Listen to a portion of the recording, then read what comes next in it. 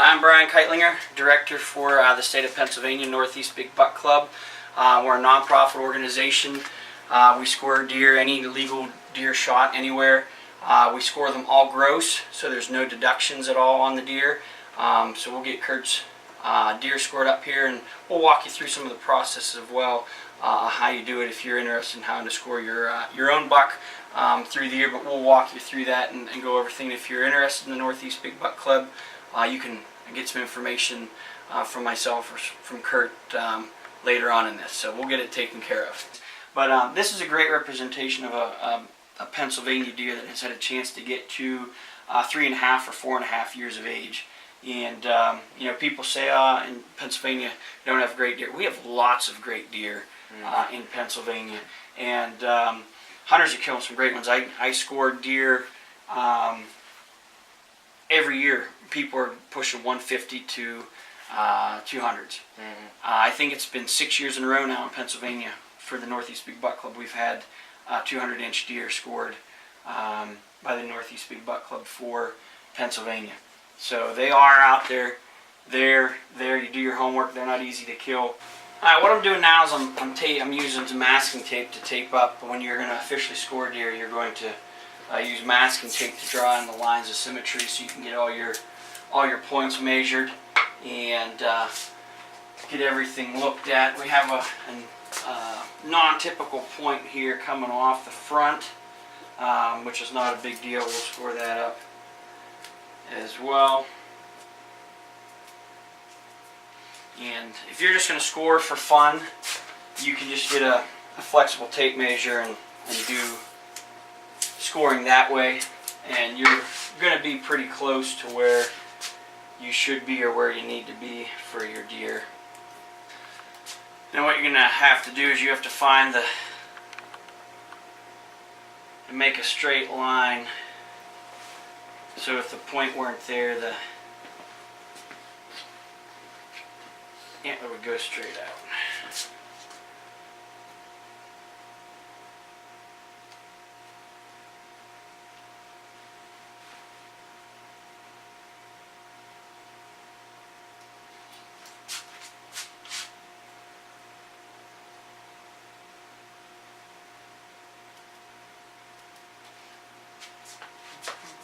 So you just use tape to do it, and then you just kind of draw in lines with the Sharpie? Yep, and you got to make it so, like I said, the line is, if the tine weren't there, it would be a straight line along the base of the main beam.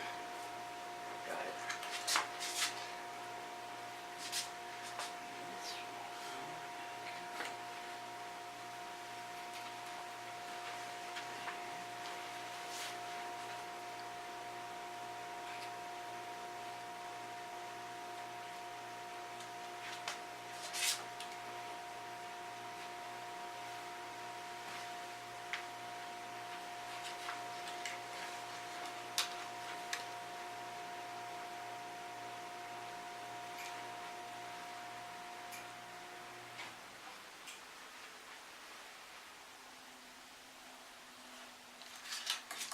So we're ready to go.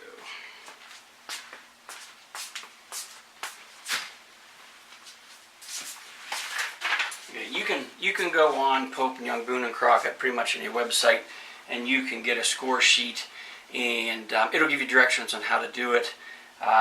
Each one is different.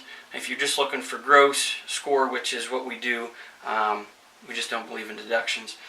You can print it off and do it pretty easily. The place where most people make mistakes is when they do their mass measurements. Your mass measurement is the smallest mass measurement at the 4 points that you do it. You shoot a spike, you can even score a spike. A spike gets 4 mass measurements. It sounds crazy, but it does.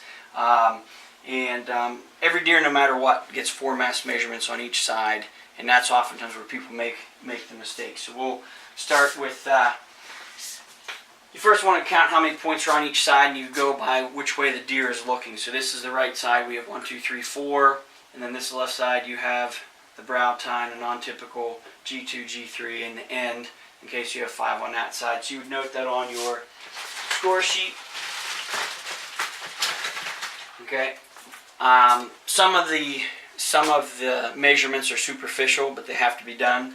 There's a tip-to-tip measurement, which doesn't go into the score, but you have to do it. So you're going to just measure in there. And if you're just scoring it up for fun, you don't have to write this down because it doesn't go into the score. So we're at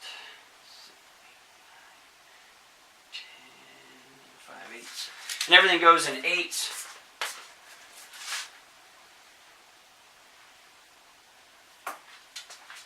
And then you're going to do your greatest spread. I got my other utensils here.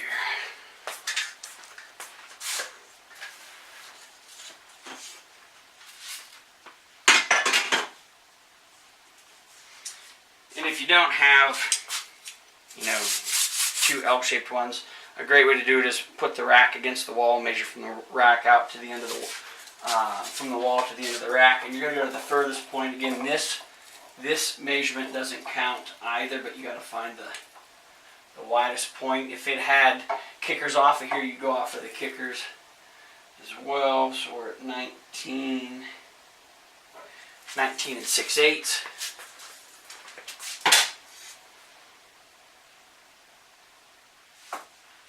And again, the tip to tip and the outside spread, they don't count in the score. And the rest of the ones I'm not going to tell you because maybe Kurt will do a giveaway and you can see how close you are to scoring his buck. The inside measurement, you got to stay perpendicular to the rack and you find the widest point inside.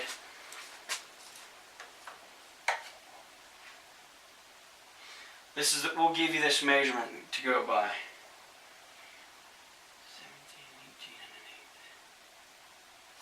18 and an eighth inside spread.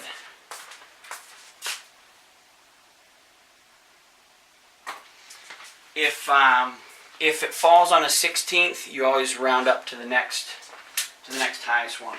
So now we're going to use a flexible cable. Okay, you can use speaker wire, anything, give you a good, something that's not going to stretch. We're going to go through. We're going to do the right side first. You start with the length of the main beam, and this is where people have trouble because you can misdo it, but you're going to simply go underneath the burr, find the center, and you're going to always stay centered with the main beam, and you do the whole length of the main beam, staying in the center all the way out to the end. And you go ahead and measure it. Do one side at a time. So now you're going to do the up tines, the G1, G2, G3.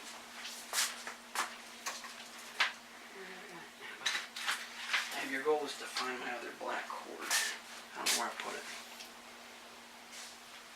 So we drew the line of symmetry in. We're going to go to the bottom of that line, and we're going to go into the center.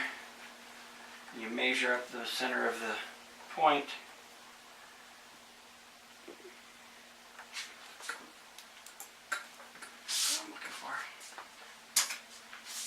You're going to go up to the center of the point and follow if it curves, you got to follow the curve. Mark it off, and then you're going to measure that on your larger ruler.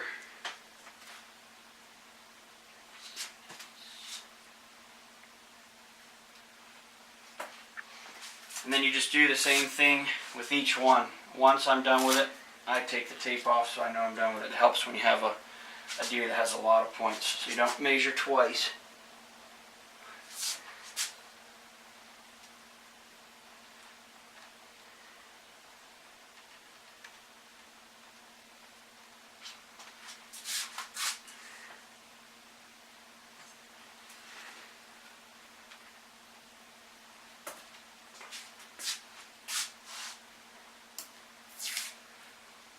You go through a lot of tape. I see that.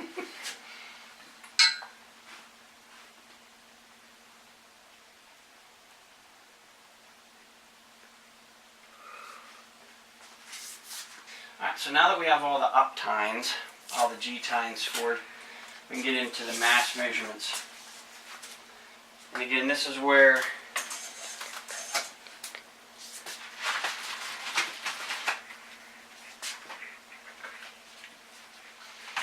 where it can cause some trouble.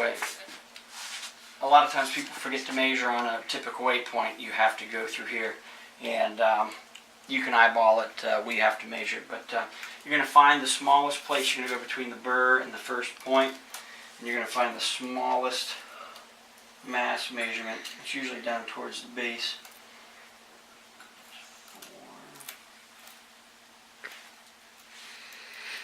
And you squeeze it tight and you get your mass measurement.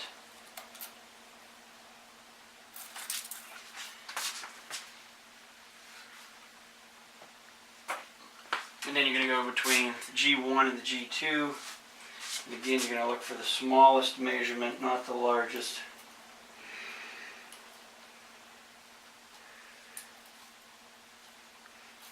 Pretty consistent. Then you go between the G2 and G3. So why are you doing the smallest points, Brian? That's just how it's always Smallest been. measurements. Yeah, that's just always how it's been set up. Gotcha. Because people can easily overinflate it. You can go to the biggest spot by where the tine meets the top. Right. Like I said, from there to where it's the smallest, there's a difference of 2/8 of an inch. You know.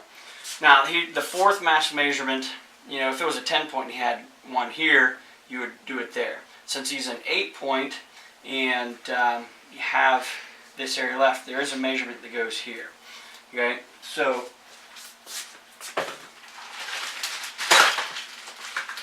what you have to do is you come from the center of this tine and measure this and find the middle and do it from there. If you're just going to score it for fun, I'd just guess where you think the middle is, and you're going to be pretty close. So you follow the center again.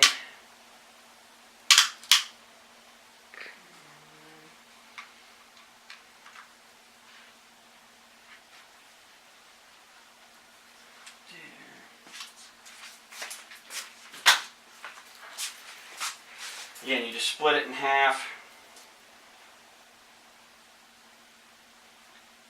And that's where you're going to find your spot and you do your measurement. You jot it down.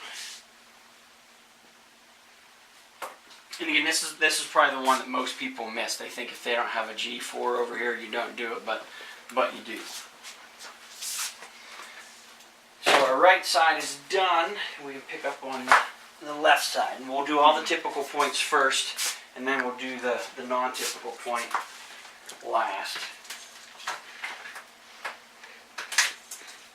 I always misplace my cords. I never know where to put them. So again, we're going to do the main beam first. You're going to go underneath the burr, find the center, follow the center out.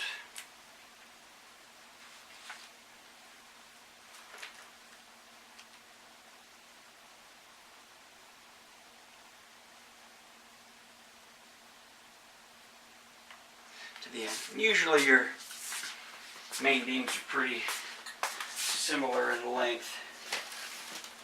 Yep. These are pretty close.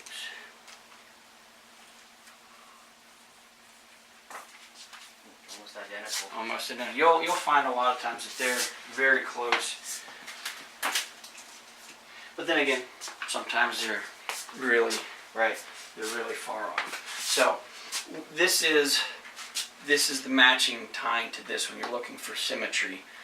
This one's protruding out of the front. It's actually growing out of the front of this one. This is where, so we're going to measure this one as the match to this G1.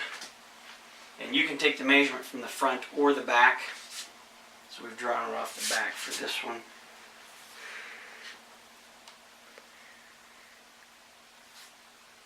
So you're taking it from that line you drew to the top. Right? Yep. I'm taking it from the line of symmetry to the top. He even broke a little bit of that one. Yeah, he did, yeah. A little bit gone. Probably a few eighths of an inch.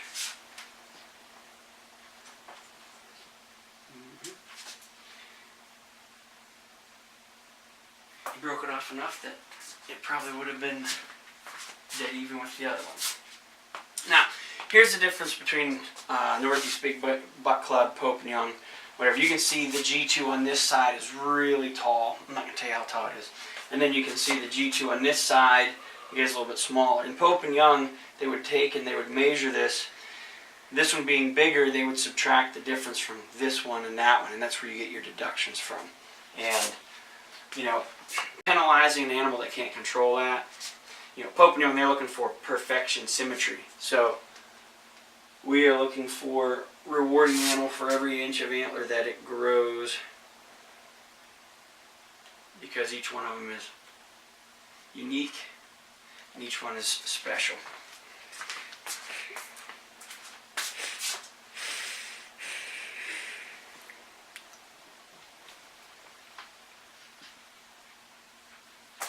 Like there's 3 inches of difference from this side to that side. See this blade part here is kind of neat.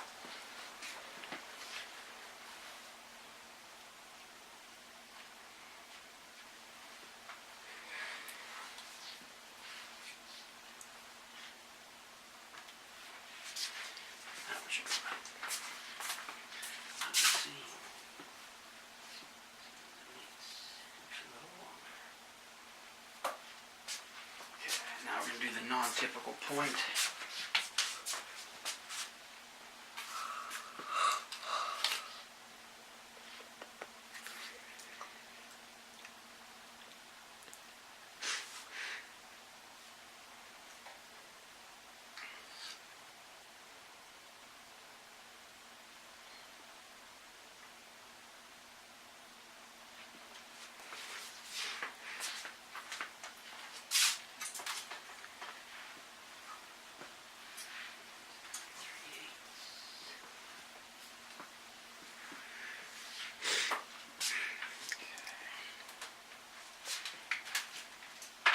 So again, all we have left is our mass measurements for this side. And then we can add them all up and let you guys figure out what you want to do.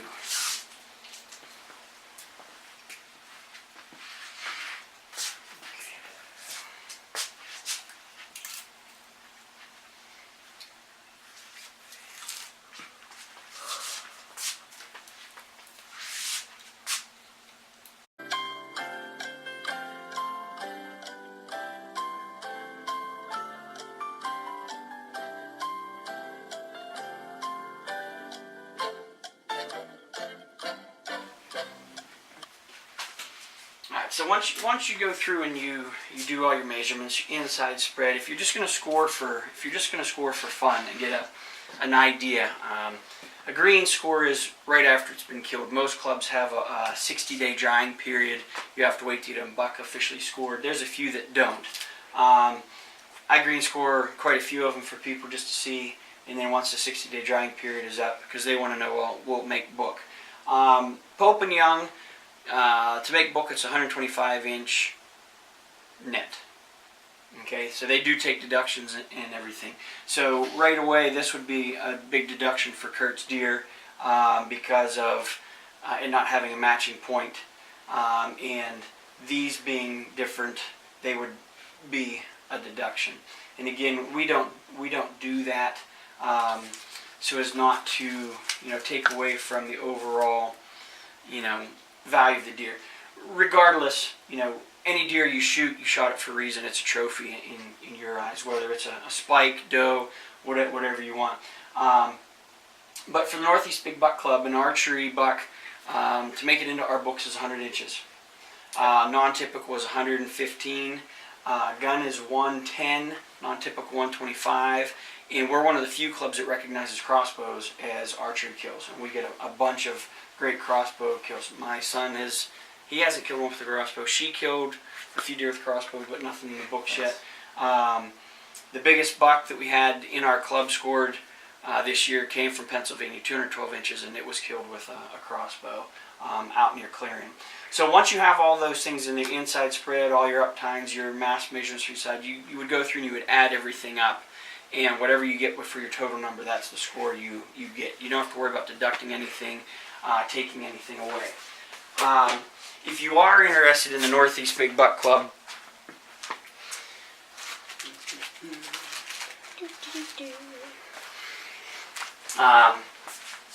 if you would see me or any Northeast Big Buck Club scorer, what we'd do is we'd score your deer up for you. We'd send it away to our official scoring director. They register it, they put it in the books, and we have a book. I think we're in our 7th edition. It just came out. We do one every 3 years. They will then mail you a Northeast Big Buck patch, whether you killed it with a bow or a gun or crossbow, and what class it is. This is 100 plus. This was from the 6-point I shot this year with the bow. And then they give you a color printout of your score sheet that you can have. I like to take mine and frame them for my son. I put his in a frame and put his patches and stuff in there with some of his deer. And then you'll start to receive. We're one of the few clubs. We print our own magazine. We have 6 to 7 issues that come out every year, and your buck would be in the magazine listed where it scored in that particular time frame, where it scored overall. And of all of our stuff, all of our magazines are created by people like myself. We write the articles. We encourage people who get deer scored to write articles and email them to the president. We love to have new writers tell their story about their bucks, and it's really just to showcase the deer and the deer hunting and the hunters as well, because everyone uses different methods, and we get a ton. When I started scoring for the Northeast Big Buck Club, there were less than 200 deer in the book. I think now there's 700. Nice. Cool. Pennsylvania was added, I think, 2006. The whole MBBC started in 1996, and it was just Massachusetts, Vermont, and they've extended down further. But again, if you shoot one in Illinois, Kansas, Canada, you go to Mexico, as long as it's fair chase and legal fair chase, we can score it. We have a section for it in our book, and it'll make its way into the magazine. So I'm going to do Curt's final numbers. Alright guys, so the official score we got is 133 and 4 ace.